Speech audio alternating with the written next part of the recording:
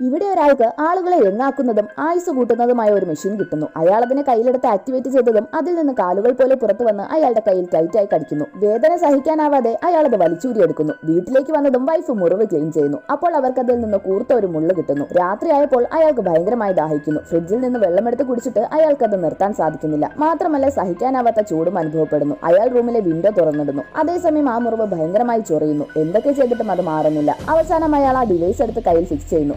വേദനയുണ്ടെങ്കിലും അത് പ്രവർത്തിച്ചു തീരുന്നത് വരെ അയാൾ ഒന്നും തന്നെ ചെയ്യുന്നില്ല. ഇപ്പോൾ ചൊറിച്ചിലിന് കുറച്ച് ആശ്വാസം തോന്നുന്നു. പിറ്റേന്ന് രാവിലെ കണ്ണാടിയിൽ നോക്കിയപ്പോൾ താൻ കുറച്ച് യങ്ങായതുപോലെ അദ്ദേഹത്തിന് തോന്നുന്നു. ആക്ച്വലി ഇയാൾ ഒരു ആന്റിക് ഷോപ്പ് നടത്തുന്ന ആളാണ്. ഒരു ദിവസം ഷോപ്പിലേക്ക് ഒരാൾ വന്ന് ഒരു പ്രതിമ ചെക്ക് ചെയ്തിട്ട് പുറത്ത് വന്ന് ആരെയോ കോൾ ചെയ്ത് സംസാരിക്കുന്നു. ഉടനെ ഇയാൾ ആ പ്രതിമ എടുത്ത് ചെക്ക് ചെയ്യുന്നു. അതിൽ നിന്നാണ് ഈ മെഷീൻ കിട്ടിയത്. ഈ മെഷീനെ പറ്റി അറിയാവുന്ന ഇയാളാണ് ഇത് അന്വേഷിക്കുന്നതിനായി നേരത്തെ ഷോപ്പിലേക്ക് വന്ന അയാളെ അയച്ചത്. ഇതിനെ പറ്റിയുള്ള ഒരു ബുക്ക് അദ്ദേഹത്തിന്റെ കയ്യിലുണ്ട്. ഈ മെഷീനെ പറ്റി മനസ്സിലാക്കിയ ഇയാൾ തുടർച്ചയായി അത് ഉപയോഗിക്കാൻ തുടങ്ങുന്നു.